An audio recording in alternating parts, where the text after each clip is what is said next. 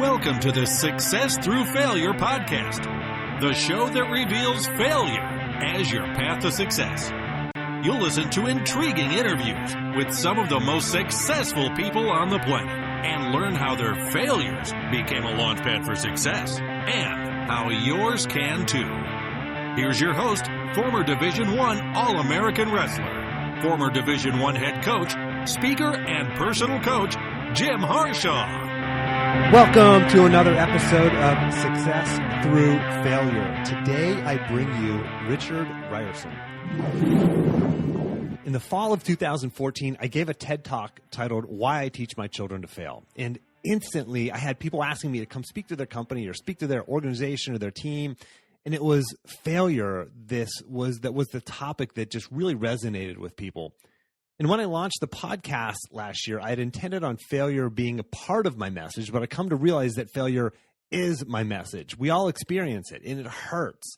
And it leads to just a lot of people lowering their goals, settling for less, or letting go of their dreams. And my mission is to help you normalize failure and use it to boost you to greater levels of success like it has for so many greats in the past. You know, the Michael Jordans, the Richard Bransons, the Steve Jobs of the world. You, my audience, have told me that you enjoy learning not only the stories and habits of successful people, but also how they were able to fail but still find success. And to help you realize that failure is just a necessary step on your path to success. Because of this, I'm changing the name of the podcast. I'm changing it from Wrestling with Success to Success Through Failure. The name change is going to just really help more clearly define to those who come across the show that my core message is failure. It's about failure. And it's also going to help alleviate any confusion that this show is about wrestling or solely for wrestlers. While in many ways, I define my identity as a wrestler, this show is just far bigger than that. The guests will remain primarily former athletes because I believe that the athlete's experience provides a powerful context for understanding the value of failure. The format of the show really is not going to be all that changed either. So it'll be pretty much a similar format as all the other shows. I hope you like the evolution of the show. I hope you'll share it with other people in your social circles and on social media, et cetera, and just even in person and emailing episodes to people so that you and I can help others understand the value of failure and turn their eyes upward after failure so we can use it as a stepping stone on our paths to success. Thanks for listening, and thanks for sharing. Richard is a husband, father of 4 daughters, a commercial pilot, and an entrepreneur with a passion for speaking, teaching, and coaching common sense leadership. He has over 25 years of real-world practical leadership experience as a U.S. Marine Corps officer, a professional pilot, and a corporate executive at the vice president and director level. He's the host of the popular podcast Dose of Leadership, which has been ranked by Forbes Magazine as a top 10 business podcast. He's interviewed celebrities and gurus such as Barbara Corcoran from Shark Tank, Steve Forbes of Forbes Magazine, of course, Fred Smith, the CEO of FedEx, and international best-selling author Bob Burg. And there's a ton of other amazing guests. You've got to check out Dose of Leadership. If you don't have time to listen to the entire episode today, or if you hear something you like, you don't have time to write it down, make sure you grab your free copy of the action plan from this episode, and you get access to all the episode action plans as well. If you go to jimharshawjr.com/action. Richard, welcome to the show. Oh, it's a pleasure to be here, Jim. Thanks for having me on. Yeah, thanks for coming on, man. So, Dose of Leadership. You have had some amazing guests, and you for some reason chose to have me as a guest on your show at one point too. So I probably knocked you down in the rankings a little bit. So I apologize for that. But man, the show has really taken off. I mean, you've had amazing guests. I mean, I just listed a handful, but I mean, for the listener, if you go check out his guest list, it's just ridiculous. Tell us how the whole podcast came about.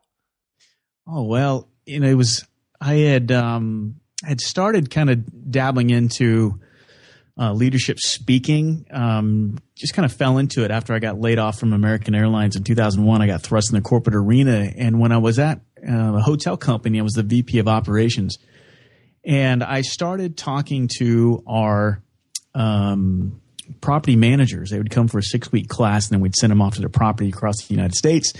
And the last day, I started talking to them about leadership. And because one thing that hit me when I got laid off from American, and coming out of 10 years as the Marine Corps as an officer and a pilot, that was the moment when I hit the civilian sector about how much the Marine Corps and flying multi-crew aircraft taught me about leadership. And so a lot of my, from 2001 to 2008, when I was the VP of the operations there, I started talking about leadership to them, and through that gelled a PowerPoint, and through that I put a website together, and I got a opportunity to go speak up in Michigan and got paid handsomely for that. I thought, man, I can make a living doing this. And so I was focusing on speaking. Well, it was, as you know, being an entrepreneur in the speaking and consulting world, I mean, you just can't build a website and people are going to come to it and start knocking on your door to be your coach and your consultant or your speaker.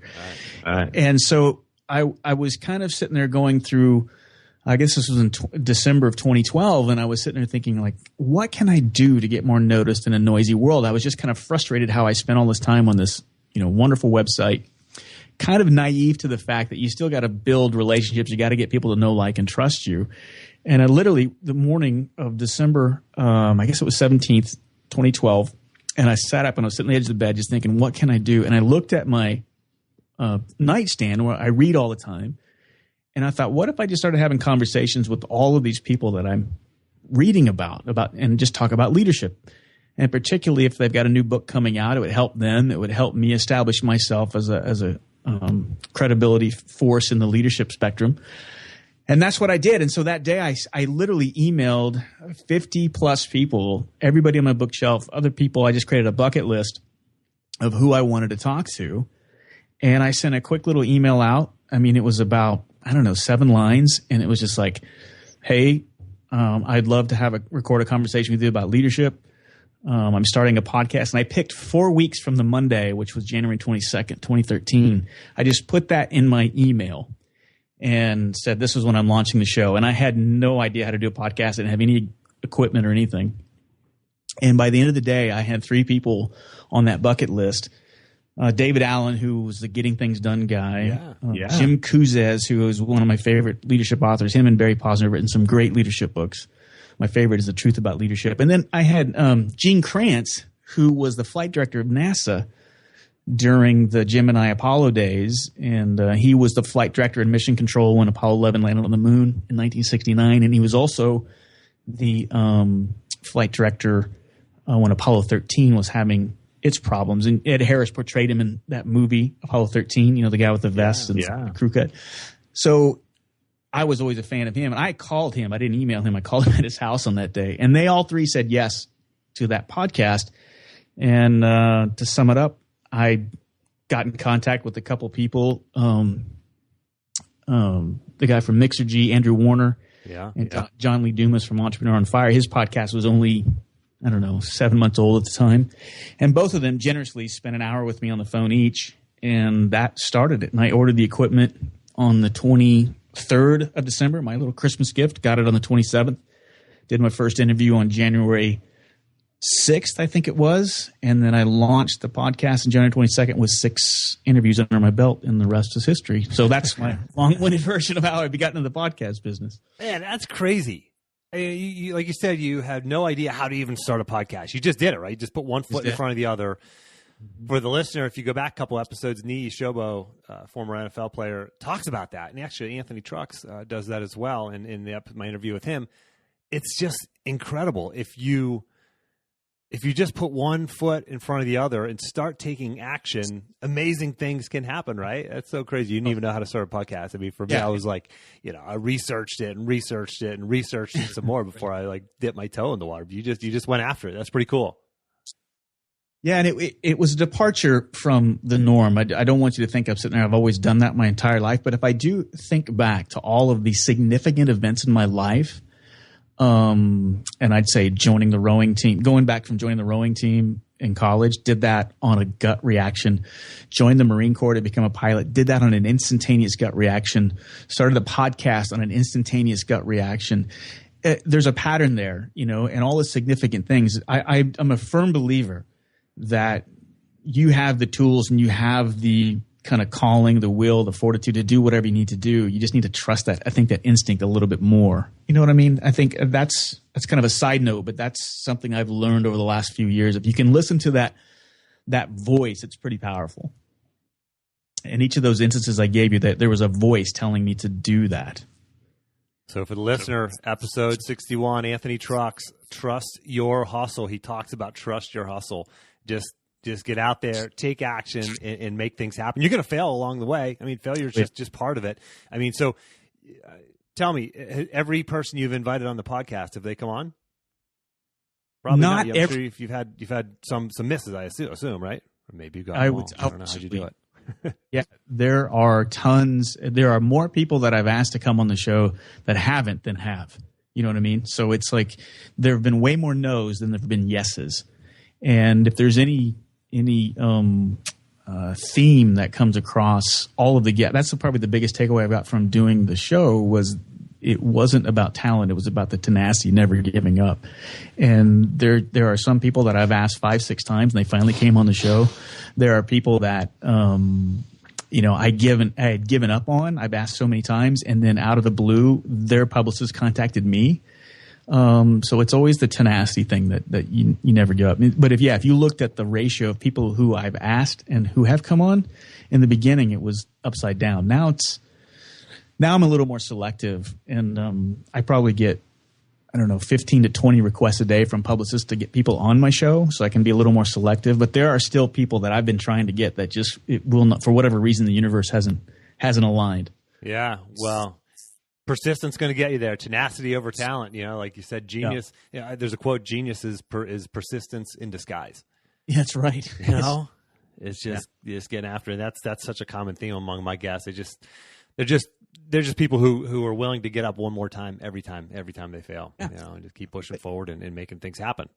It's kind of like what is even the word failure even mean? If you ask, and I'm sure you get this from your guests too, that you've had, is like the word is almost nonsensical. Because failure it doesn't even mean anything. It's almost like a precursor to the eventual success, kind of. Yeah. Right? Absolutely. And so let's say it's not even the precursor. So, failure is the precursor for every success. There's failures along the way, period. Now, if you fail and you actually, you lose the job, so you don't end up becoming CEO of the company. You got fired before you even got there. But you can turn around, you can look at that failure and go, okay, what did I learn? You can figure out lessons and things that you learn that are going to help you become better. I mean, gosh, Steve Jobs is probably the ultimate example. He started a company. It was successful, and then he got fired because of his views and where direction he wanted to take the company, Apple. And then what did he do? He went off and started another company, and then I think it was called Next. And which is a great metaphor, right?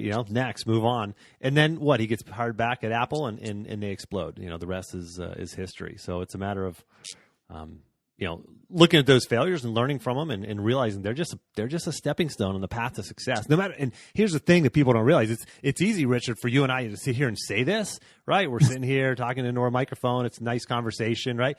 But you know what? Failure sucks. It hurts. Oh, it hurts. It's you have despair, you have hopelessness, you have self-doubt. But you've got to try to get that perspective on it. And that's why I think it's so important to have a mastermind or have a coach or have mentors. Or all three, really, ideally. I have all three, and it's just so helpful. I think you're right. You said a couple of words that I really appreciate, and it's the perspective, and having a coach, having a mentor, having just somebody that can shake things up and see things a little differently. I had a good friend of mine, Devin Walker, and he's been on my show. We've done some talks, and he shared a story of the fish swimming in a stream. All he sees is that stream and maybe a rock's in front of him. And if you can somehow, if that fish was able to get out of the water and see that there was actually a bank and a pasture, and beyond that a mountain range, you know what I mean? And so the more that you can see that, maybe this rock isn't that big of a deal. I mean, I know it sounds silly, but it's so true. I think the perspective, having that different perspective is so critical to understanding that that failure, again, is a nonsensical word. I'm curious to see, I can't tell you how many times a guest has told me on the show that they had no idea that what they're doing now was going to happen. In fact, they set out going a whole different course. I'm going to be the CEO of whatever. And they end up being the owner or founder of their own company that they weren't even searching for. And they had no idea. If you would have asked them 10 years ago that they would be doing X, they would have laughed at you. But they did it because they just continued to follow whatever doors were opened up. And when you stumbled along the way, they learned from it, like you said, and picked themselves back up. And before you know it, 10 years have gone by, and you've reached this crazy place that you never would have thought you would have been there. But the key to it was the tenacity, not being afraid to fail. I think that if you get to the point that you can say to yourself and stop worrying about being wrong, your whole life is going to change. The moment you stop worrying about looking how it's going to be if you don't reach your goal or you stumble, you fail, whole life goes in a complete different direction. Yeah, couldn't agree more. My goodness. So my guest on episode number 60, Tom Rowland, he's a host of a TV. He got like 3 different TV shows. He's just a really successful. Started out as a fishing guide, followed his passion. Now he's got 3 really successful TV shows and successful by every measure of our society. And you ask him, and he had no idea. He had goals all along the way, but he said, just like you said, he kept going through other doors that were open, or pushing the door down, that he came to, or any obstacle he'd go over, under, through, around it, and just new opportunities came up, and he kept going down these different paths, and those paths only became visible because he was moving forward. He's walking down the trail, he's walking down the path, and he found these other opportunities, and it's amazing how you see that. It's so common among, really successful people. So let's talk a little bit more about your guests. You have incredible guests on. Any commonalities, any common themes or traits or habits that you see among the amazing guests you have on your show? Oh, yeah. Well, it goes back to that same that we said about the tenacity piece. And probably the biggest aha moment, and it happened early on, is when I had, I've told this story to many people before, but I had Steve Forbes came on my show probably when the show was 4 or 5 months old. And I wish I would have recorded this, but we didn't. I was talking to him afterwards, and we were talking about fear. And I said, at what point in your life did you become fearless?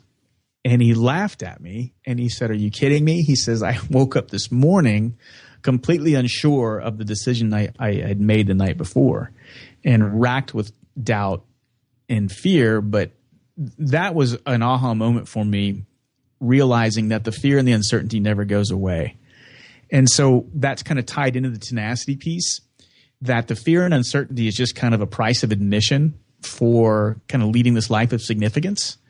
And once I learned that, and that theme has been, played out from guest after guest, and all these people that I've, emulated or wanted to emulate from afar or looked up to, is that they have this understanding and this grasp of this knowledge that fear and uncertainty never goes away. It's just a price of admission.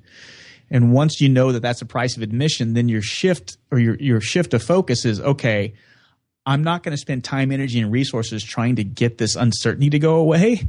And instead, I just accept the fact that I got to get up every morning and slay the dragons. And I know no matter how successful I am today in slaying the dragons, there's going to be another one tomorrow. And to me, that was almost liberating to hear that, because I think prior to that point, and I think a lot of what you see in self-help and advertisements and everybody is we want that smooth white picket fence, cartoon bluebird singing on our shoulder day. And that's just not reality. Adversity is the price of admission to leading a life of significance. And once I realized that, it just became liberating. Does that answer your question? I know it's kind of rambling. That was an awesome answer. For the listener, hit rewind on your whatever you're listening to this on and just listen to like the last 3 minutes there again. That was absolutely incredible. Fear and uncertainty never goes away. It's just the price tag for leading a life of significance. And that's what we all want, right? We all want a life of significance. And however we define that and however we define success, right? Fear and uncertainty are part of it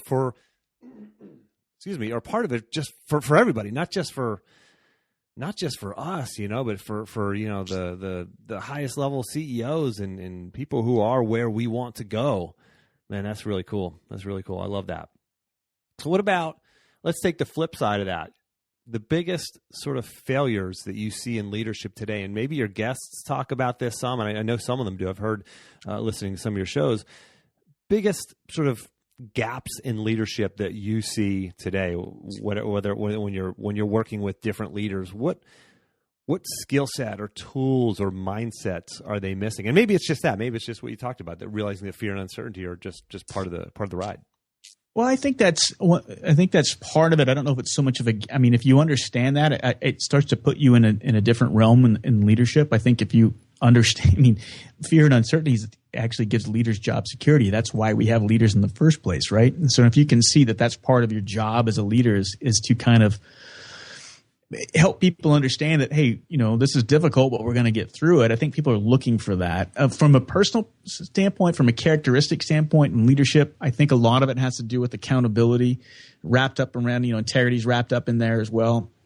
But I think to go a little deeper under that umbrella too is, I think, and I can speak this on a personal level because this is where my biggest failure came from and it's this idea, and I think most of us are kind of, we dip our foot in this pool every now and then. Sometimes we're completely immersed in it. But I think this is probably this mindset leads to the biggest problems and the biggest gaps and failures when it comes to leadership, both personally and professionally. And it's this idea of thinking that our self-worth is completely tied to, number one, our performance, and number two, what other people think about us. And I think we're taught that. I think every society tells us that's how life is supposed to work, that we do good things, we perform well, and there's nothing wrong with that. I mean, there's nothing wrong with being driven and certainly striving for the best and being competitive and trying to improve yourself. All that's good. The danger comes in the fact that we look at that as a method or a fulfillment of our self-worth. If my self-worth is based on, and this is where the danger comes in, if our self-worth is based on our performance and what other people think about us, then I become an approval addict. And when I become an approval addict, I start doing these things so I can feel good about myself. And that's where the danger lies. Because if I fail, and this is where failure comes into play, because if I have that mindset and I fail, then I'm crushed, I'm destroyed. And that's why you find people, trying to feed their egos. They come off stage after a presentation. They got to get that immediate feedback. They got to get that pat on the back from their boss. They have to get the validation from their spouse that they're, that they're good looking. I mean, all of it. It goes on and on and on. And not saying that those things are bad. They're not. It's great if your wife tells you you're good looking. It's great if your boss pats you on the back for well done. It's good if someone from the audience comes up and tells you that their speech moved you. But if I become addicted to that, thinking to become worthy in this world and self-worth, that's when things start becoming dangerous. Because when you do fail, then that's when you start doing stupid things like turning to drugs, drinking, having an affair, turning to pornography, whatever the case may be. And so if I could sum it up, what is the biggest gap? I think it's this idea that we need approval from others and we need to perform at a high level to become self-worthy. Does that make sense? Makes a lot of sense. Most of my listeners, Richard, are former athletes. And, you learn that in athletics. It's like you feel like your self-worth is tied to your success. And I know I felt that way. It drove me, it drove me to succeed. And then my senior year, I finally was able to let go of that. I worked with a sports psychologist, and I let go of success, and I just began focusing on the process and let the outcome take care of itself. And yes, and once I let go of trying to win for somebody else, rather than just enjoying the process, enjoying the journey, and my goal was wrestle to dominate. That was literally my goal, and that's all I did. I just wanted to dominate every second of the match, whether I was winning 10-0 or losing 10-0. It doesn't matter. You just wrestle to dominate. And once I did that, the weight was lifted off my shoulders. And I can imagine that's the same thing for leaders. It's oh yeah, it's you perform to share your vision and to execute your mission. And whether you hope people like it, and you have to certainly take in their feelings and input into consideration. But you've got to do the right thing. Doing the right thing is, it's always the right thing to do. No matter if it's early or late in the game, you got to always do the right thing. And And that's why leaders are put in place. Hopefully you get the right leader and they do the right thing and takes your organization to the next level. That's very relevant. So you talked about you were a rower in college. Yeah. Can you tell us about that and how any sort of lessons that you learned in rowing? I'm very close friends with the rowing coach at University of Virginia. He's one of the top coaches in the country. He's won multiple national championships. I think 16 out of the last 17 conference championships. I mean, he's amazing. He's actually down in Rio as we record this. Oh, but tell us about your experience as a rower. Man, I tell you, you can look back on in your life, and there are key moments where your life pivoted. There was something that was instrumental, and I always look at where I'm at right now and how I got here, and it was all based on my decisions and everything else. And rowing was one of those monumental things that really changed the direction of my life. I'm absolutely convinced of it. And doing this, having this conversation with you, I can say is directly related to me being in rowing. And when I go backwards from being a professional pilot to being an officer in the Marine Corps, all of those things I wouldn't have done. I can honestly say that I probably wouldn't have done those things if I hadn't have gotten into rowing. It was that important to me. It was that life-changing for me. I'd played sports up until, just the traditional basketball, baseball, heavily into baseball, and a little bit of football in high school, and the traditional sports. And when we got into college and they had opportunities for people to go out and rowing, it was a club sport, and there was this coach named John Bancari, this crazy heavy-set Italian dude that was just, and still is, the most passionate guy in rowing I could ever see. He was just fanatical about it. And he was a fanatical coach, a fanatical leader, worse than any drill instructor I ever came across in the Marine Corps. Guy loved rowing and could teach anybody how to row. And I don't know, it was just the ultimate teamwork sport. And I just remember getting in, and it took about, 3.5, 4 months with the same 8 guys. And you don't realize, when you look on the outside and you look at rowing, you don't realize how kind of unstable it really is and how difficult it really is to, the seats move and hand placement and all, to keep all 8 oars off the water and all 8 oars to hit simultaneously and get everybody to pull. I mean, it takes a tremendous amount of work, and you just don't realize it until you actually do it. But once it happens and it clicks, and I'll never forget the day that it did, and it was about, again, 3 to 4 months with the same 8 guys rowing day after day after day when that happened. And it was almost like it literally felt like the boat leaped 3 feet out of the water. It was a completely different experience. And, you've all had those moments when you've been working out or in a sport where you just get in the zone, or you have like an adrenaline rush and a tingling or whatever, you know what I mean? A runner's high or something. You know what I'm talking about? Yeah, absolutely. And that was in the rowing, I had the ultimate of that, where you just have tunnel vision, where you just feel completely at one with 8 other people. And I've never had a sport where I experienced like that, because there's nowhere to hide. If I kind of slack off when I'm playing football, or kind of, if I make a mistake, sometimes it can be hidden. But man, in rowing, there's no place to hide, and there's no place to quit, and you don't want to let anybody down. And all sports are kind of carry those characteristics, but for me, in rowing, you instantaneously know if somebody's not pulling their weight. I mean, you just feel it, and you can see it, and you can know it, and it's just intense. And especially when your whole body is just, your lungs are burning, your legs are burning, and you can't quit because you got 7 other people counting on you. It's just an amazing character building sport. I don't know. I can't say enough about it. Yeah, I have a ton of respect for rowers. The more I've gotten to know the coach and the team that he worked with, it's an incredibly challenging sport. You got a little bit of the individual sport mentality that wrestlers have, and you have the team sport mentality of team sports kind of mixed into one. And it's a really powerful sport. Oh yeah. And then you went on to become a Marine. Tell me how has that influenced your career? Antonio Centeno, who was on my guest on episode 62, he was a Marine. He's the host of he's Real Men, Real Style. He's got a great show, great website and product. But how's your experience as a Marine impacted your leadership style? Oh, yeah, nothing has impacted it more than that. There isn't a day that doesn't go by that I don't reflect back on. I mean, every single day, even to this day.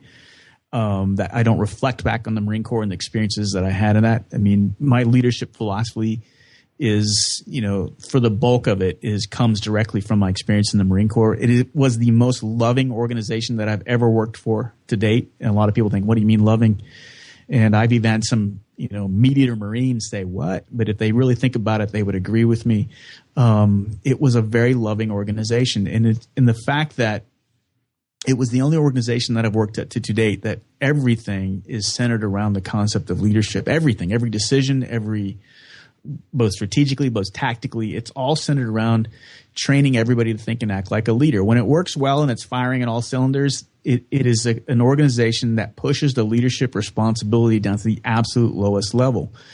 And why do they do that? Well, it's because of the business that they're in. I mean, they're in the combat business. And what is the combat? What is it? It's asymmetric. It's unpredictable. It's unforgiving. It demands speed, agility, aggressiveness, thinking on your feet, creativity, all of those things. And the only way that you can kind of survive in that chaotic environment is if you push the leadership responsibility down to the absolute lowest level. More specifically, having a delegated decision-making process where the decision-making authority is delegated to the absolute lowest level possible, where people that have eyes on enemy, eyes on opportunities, eyes on situations are encouraged to make decisions without asking for permission. Because otherwise, if you have to push decisions up some hierarchical bureaucratic chain, well, by the time they get the approval, the opportunity is lost. Maybe the opportunity to survive is lost. I mean, so there's this emphasis on making sure that everybody asks for forgiveness instead of permission. And I think that's a beautiful way to run anything, from your own business to your own personal life, to everything. And so that's why, and it all didn't become crystal clear to me until I was away from it, because I'm around it. You're surrounded by it. That's just what you know. But it became crystal clear to me when I entered the corporate arena. I just assumed if you're a multi-million-dollar organization, then you have to understand that basic concept. But what I found the exact opposite. I found people are burdened with, bureaucracies and decision-making trees and processes that are really granular, that try to get people not to think. And what the Marine Corps, when it's not perfect, but when it fires on all cylinders, it's an organization that tells you, hey, and for the other part of it to work, for have the decision making to be at the lowest level, the highest level has to be maniacally focus on intent, on where we want to take the ship. Where is this ship going and why? And you cannot, I cannot emphasize this enough. You cannot over communicate that. It is impossible not to over communicate that. And so again, when it's working, you've got the higher level leadership focused on, this is the big picture. This is what we want to accomplish. And this is why we want to accomplish it. And then once I communicate that, then I grab you and I say, Jim, this is where do you see this? Do you see the bigger picture? Okay, this is where you fit into it. And maybe it's 3 or 4 levels down, but now you know what part of the cog you are in that machine and why it's so important. And then I turn you loose once I let you know what the intent is on what is I want to accomplish, and I leave the how up to you. And that works beautifully. In a corporate setting, and this is where I see those senior leaderships, those CEOs even, who don't get it, they're down in the weeds, right? And something doesn't go according to plan, and I'm using plan in air quotes. And we think detail planning is the answer to everything. And it's actually the enemy. And what you see is when something doesn't go according to plan, the higher level leadership inserts themselves lower and lower into the organization, asking for more detailed plans, more detail. And that detail just dispenses the efforts of those who should be doing it, the decision makers, the people on the front lines, and everybody feels kind of wasted, and the senior leadership inserts themselves lower. They get more stressed. They're trying to do more and more. And there's no strategy. Then we start reacting. And that's my long-winded answer of how the Marine Corps is important to me, because everything that I do, from coaching to running my own business, my own personal life, is based on that idea that, look, if I know where I want to take the ship and why it's important, then the rest of it, I either surround myself with people that can help me with the how, or I focus on a certain piece that I need to work on, or whatever. But the idea is, from a leadership perspective, if you can focus on where the vision is going and why it's so important, then the rest of it, leave the how up to them. And that's why the Marine Corps has been so impactful for me. Yeah. So it sounds like what you're saying is a lot of leaders insert themselves into the how. They're trying to too low. Yeah, too low. And as opposed to instilling the why. Here's why we're doing this. Here's the outcome that we're looking for. Go get it done. Yeah. The biggest, again, and I know I've seen this in organizations, particularly in large organizations. And I came from an organization that, they had Microsoft, project, on a whole wall, beautiful waterfall stair step 2-year project, detailed, granular. And when the more granular it is, the more easy it is to blow that plan up, right? Yeah, sure. And I mean, I look at it this way. I'm from being a pilot for, going on 30 years as a pilot almost. Every flight that I take, I have a pretty granular, detailed plan of getting me, say I'm taking off from Wichita going to Montreal. I mean, there's a plan there, and it's down, I don't know, maybe there's 17, 18, 20 points in between, navigational points between here and Montreal. And my flight plan prints out on 2 or 3 pages, and each of those 20 points, it tells me the latitude, longitude of what that point is, what time I'm supposed to get there, what the forecast winds are supposed to be at that point, what my estimated fuel is supposed to be at that point, and my estimated time remaining. I mean, there's just tons of information. As a professional pilot, I should not gauge my success on hitting each of those 20 points and making sure the data matches up with each one of them. In other words, if I'm halfway there and I look at my halfway point and it says I have I should have burned 20,000 pounds of gas by now, and I've only burned 18, or say I burned 22. I don't gauge my success on how close I am to that. I gauge my success on the outcome, right? And so at the end of the day, as long as I have extra gas or enough gas to land, the mission is a success. That I got all the warm bodies there were warm when I got there, and there was no bent metal. I mean, that's the outcome, right? And I guess my point is I see people when, if I encounter a thunderstorm that I wasn't planning on, and I need to divert around it and burn some extra gas, well, that's not a failure. It's only a failure if I don't get to the original outcome, or not even that. You know what I mean? The ultimate outcome is like to make sure everybody's alive and safe. And so I have to land somewhere else. Or I guess my point is it's not about working the plan. It's about working the outcome. And too many times I see people get wrapped around the axle of making sure that each one of those 20 points, that we hit each one exact, and that's the measure of success. It's not. That's not the measure of success. I still need a plan, because it's nice to know that, I'm supposed to burn 20,000 pounds at this point. Hey, and I've burned 40. Well, we've got a problem, right? I mean, so that's important.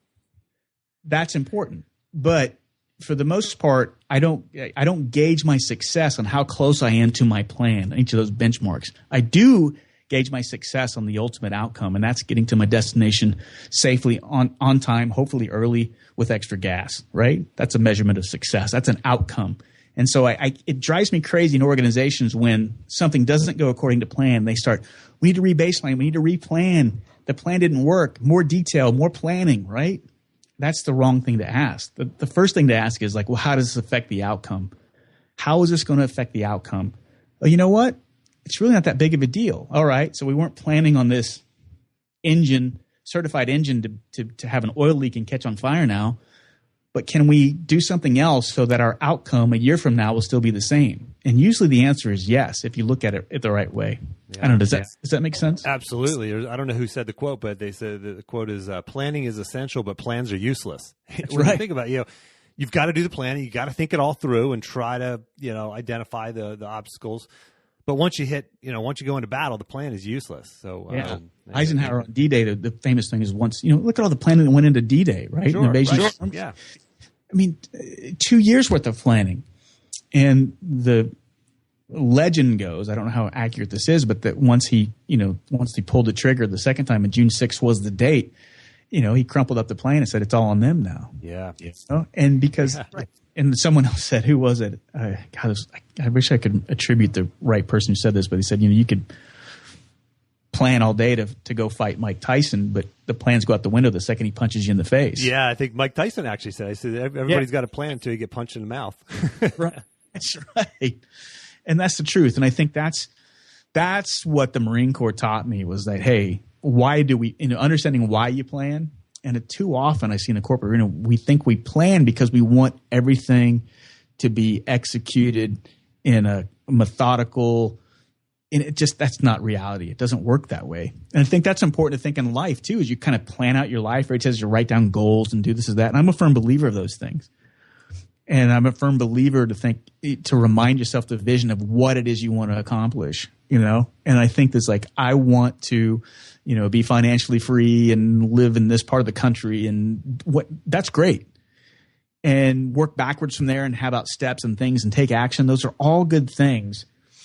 But if you don't reach an immediate step, or it doesn't work out, and this goes to your failure point, it may or may not necessarily affect your outcome. In fact, it may take you into a whole different path. I mean, that's the beautiful thing about failure, is that it is actually a gift.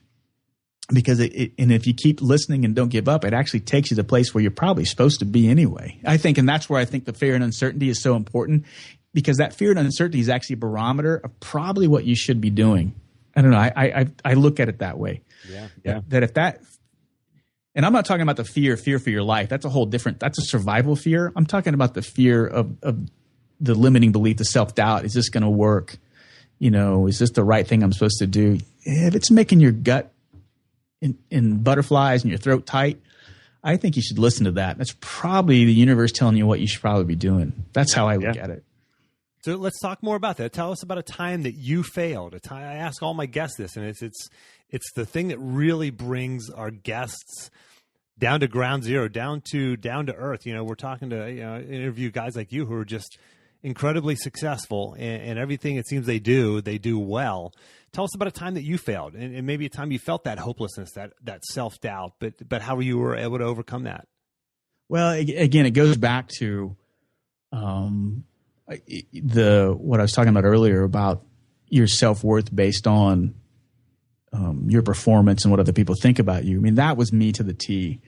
And it drove, and on the good side, it drove a lot of that, again, coming from a place of, even go back further, elementary, junior high, I had a great childhood, but very insecure in myself, right? A lot of self-doubt for whatever reason. I don't know all the reasons, but it was there.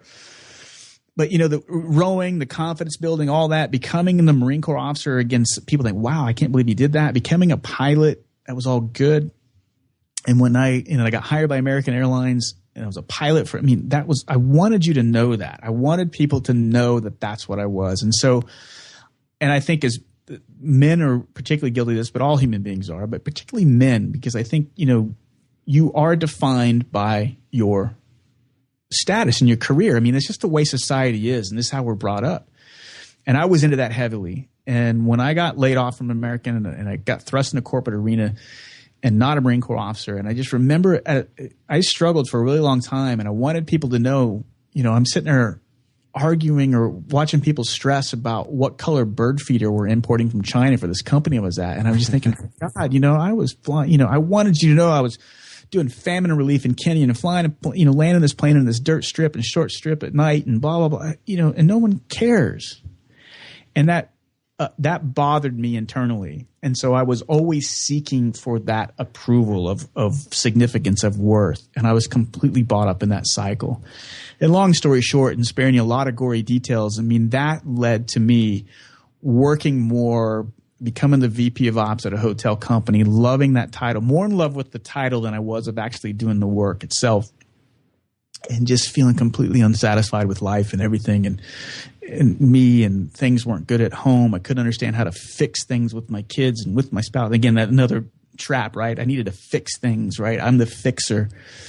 And it led me to stray from my marriage and getting divorce papers served to me, rightfully so, almost 9 years ago, and lost it all and thought, and it was all because of me, and, it all came out and exposed, and sitting in a hotel room thinking I've lost everything. And it was really kind of that splat moment that kind of started the process of bringing back to the senses. I'd like to say that, everything changed at one instantaneous moment, but it was a slow drip, a slow process of kind of getting to the point of understanding that's, getting real with who I was and the dark side of myself and the authentic side of myself and getting back, and through the grace of God and turning everything over to God. And we're still married. I would be lying to you. I'd be lying to you thinking that it's all been, rosy. It hasn't. There's a scar there that's never going to go away. But at the same time, I know if it wasn't through getting real with myself, turning things over to God, becoming authentic, understanding that the self-worth was, understanding that piece of it, it wouldn't have changed. So that is the biggest failure. It's still a work in process, but it's led to why I do what I do. It's why I do Dose of Leadership. It's why I do coaching with men exclusively, one-on-one, because I've been there. I know what it's like to be in that approval addict phase. I know what it's like to, be on the floor of a motel room thinking you've lost everything and turning it over to God and having it come back. And so that's my biggest failure. It's something I haven't really talked about a lot exclusively. If you listen to my show, I allude to it, but that has been my biggest failure. Richard, man, thanks for sharing. We can all relate to that in some way, shape, or form. Everybody listening, you may be on top of the mountain, you may be on the bottom of the mountain right now for the listener, you may be somewhere in the middle, but we're all either going through something, have gone through something, or about to go through something. So we can all relate, and it's so important for the listener to understand that it's not just you. I know it feels like it's just you. I know you feel like your struggle is unique. It's not. There are a lot of other people in the world going through the same thing. And great things can come of it. I talk about this actually, especially mostly on recent episodes. It seems like, Herb Brooks was cut from the 1960 United States Olympic hockey team that went on to beat the Russians and win the gold medal. He was cut. He was told, "You are not good enough. Go home." And he watched his team win the gold medal on television. Well, 20 years later, where was he? He was sitting on the bench as the architect of the greatest the greatest Olympic upset, arguably of all time of any sport. He was the architect and the head coach of the Miracle on Ice in 1980 when we beat the Russians again. So it's like we've got to understand that these failures, these struggles, they're part of our journey. They're part of our journey to the place that we're going to go to, and I think the more we understand that, the better off we're all going to be. Richard, can you give us an action item before we let you go here? Can you give us an action item that the listener can take in the next, let's say, 24 to 48 hours to start moving towards their goals? And maybe it's becoming a better leader. Maybe it's otherwise. Yeah, great question. I think a lot of times, and I've had a handful of clients, half a dozen, and they've asked me, what is the secret? I'm paraphrasing, but they've asked, really, what's the secret to be an outstanding leader? They wanted to be this, memorable leader, and they wanted the blueprint. They wanted the checklist. And eventually what I got them to realize, and I think that if you want to become a person of influence, because leadership is, what is it? It's influence, right? And the best way, the number one way, if you wanted to start changing your level of influence, is start asking the question in every interaction that you come with. I don't care if obviously it's your spouse and your kids, the people closest to you, but I'm talking about every interaction. If you can intentionally think to yourself, what value can I add in this transaction? I don't care if it's the cashier at your Quickie Mart or your grocery store. I don't care if it's your neighbor that you haven't talked to in a couple of years. Certainly your spouse, certainly your kids, certainly your friends and your coworkers. But if you're going to take some actions, just start asking the question, how can I add value to this transaction? Whatever it is, conversation, phone call, presentation, how can you add value? And when you start intentionally thinking about how can you add value, your life is going to dramatically change. And that is the root of leadership, because there's really only two emotions. There's love and there's fear. And at the root of leadership is love. It is all about love. It is about the people business. And I know I wear I hate people t-shirt every now and then, and people drive me crazy in the stupidity that you see. If you're going to be in the leadership game, don't be in love with the idea of being a leader. Be in love with the act of leadership. And the act of leadership demands selflessness, servitude, and it demands that you ask yourself, how can I add value to this person? And when you start doing that, you start becoming a person of influence. If there's a magic key to becoming a better leader, it's that. It's adding value to everyone and everything. So that's my call to action. Go do something that's going to make you uncomfortable and add value. I don't care if it's complimenting like you said, the cashier or the person that you know, or going meeting that neighbor, inviting them to lunch. Do something that's going to make you uncomfortable, make your throat tight. And I can tell you something significant is going to be on the other side of that. Yeah, man. Wow. I can't think of better advice or a better way to wrap up this interview, Richard. Man, that's absolutely incredible advice. I think Ziglar said something effective. If you want to get everything that you want, you've got to give enough other people what they want. Something to the effect of that. It's paraphrased, but great advice, Richard. Where can the listener find you, follow you, etc.? Well, of course, the show is doseofleadership.com. You can find that on iTunes. You can find it on Stitcher. You can go to doseofleadership.com on the website. That can take you all there as well. You can learn more about my personal stuff, my coaching, my speaking, my masterminding at richardrierson.com, all one word. You can find all the links there to my masterminds, to my speaking and my coaching services, and you can reach out to me directly through there on the contact form, or they can contact me directly. The best, I got 4 emails, but they all point to richardrierson@gmail.com.